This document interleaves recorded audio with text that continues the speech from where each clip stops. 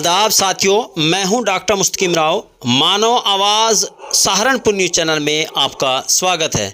साथियों, परिवहन विभाग उत्तर प्रदेश ने वाहन चालकों के लिए कुछ नए नियम बनाए हैं, जिनका पालन न करने की दिशा में अब उत्तर प्रदेश में भी वाहन चालक सड़कों पर दौड़ नहीं लगा पाएंगे।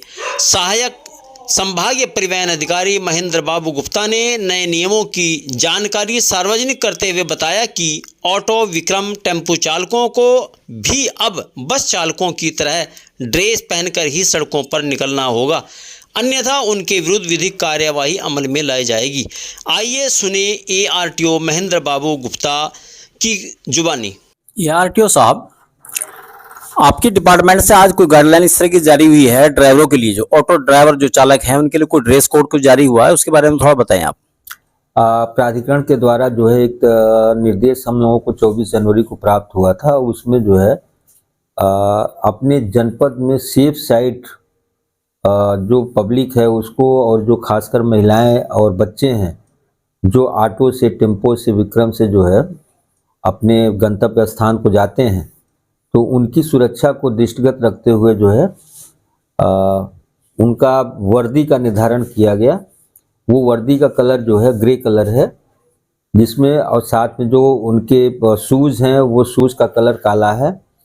और इसी के साथ जो उत्तर प्रदेश से आच्छादित और जो ऑल इंडिया परमिट से आच्छादित बसें हैं, उसमें भी दो चीज़ों को जो है सेफ साइड को देखते हुए, एक पैनिक बटन जो कंडक्टर उसको कंट्रोल करेगा, और दूसरा जो है एक पैनिक बटन जो कंट्रोल करने का सिस्टम होगा वो पैसेंजर के पास होगा।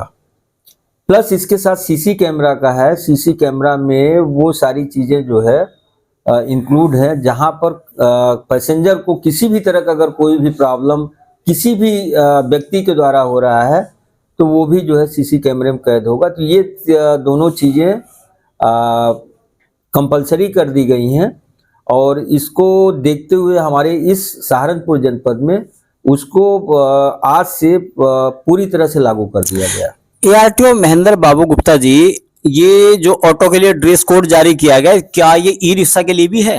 अभी तो जो हम लोगों को आदेश मिला है उसमें जो है ऑटो का और विक्रम का है। ARTO साहब, आपके यहाँ से फिटनेस होती है वाहनों की, उसकी क्या प्रक्रिया है?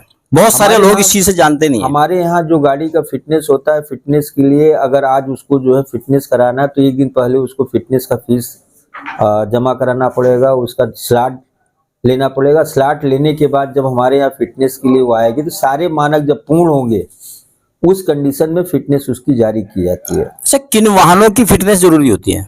जो गाड़ी आपकी कमर्शियल है उनकी, प्लस अगर प्राइवेट गाड़ी अगर उसमें 7+1 सीट है, 7 सीट से अगर ऊपर सीट की कोई भी गाड़ी है, अगर वो प्राइवेट भी दर्ज है, तो उन गाड़ियों का भी फिटनेस मस्ट है। 3 व्हीलर या फिर 4 व्हीलर जो भी हैं, 2 व्हीलर को छोड़ के सबकी फिटनेस होती है जी। उसकी यानी कि एक दिन पहले रजिस्ट्रेशन स्लॉट वगैरह लेना पड़ता है उसको जी।